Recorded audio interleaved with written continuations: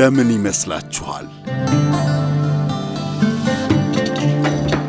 ለምን የምናለቅስ ይመስላችኋል?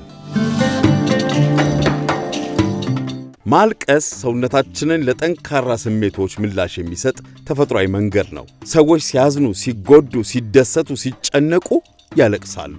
በውስጣችን መያዝ የማይገባን የተከፋንበት የታመቀ ስሜት የምንገልጽበት መንገድ አንደኛው እንባ ነው። አይኖቻችንን ራሳቸውን ለመጠበቅና ለማጽዳትም እንባን ያመነጫሉ። እነዚህ የሪፍሌክስ እንባዎች ይባላሉ። ሽንኩርት ስንልጥ አቧራና ጭስ አይናችን ውስጥ ሲገባ እንባ ይፈጠራል።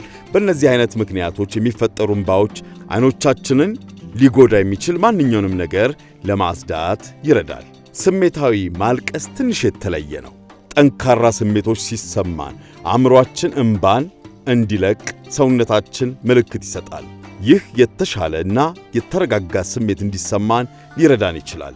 ማልቀስ ጭንቀትን ሊፈታና አስቸጋሪ ስሜቶችን ለመቋቋምም ያግዛል።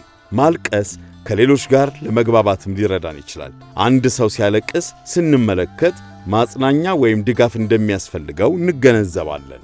ይህ ሰዎች እርስ በርስ እንዲገናኙና እንዲተሳሰቡ ይረዳል። ስለዚህ አይኖቻችንን ለመጠበቅ ብቻ ሳይሆን ስሜቶቻችንን ለመግለጽ፣ ጭንቀትን ለመቀነስና የሌሎችንም ሐዘን ለመካፈል እናለቅሳለን።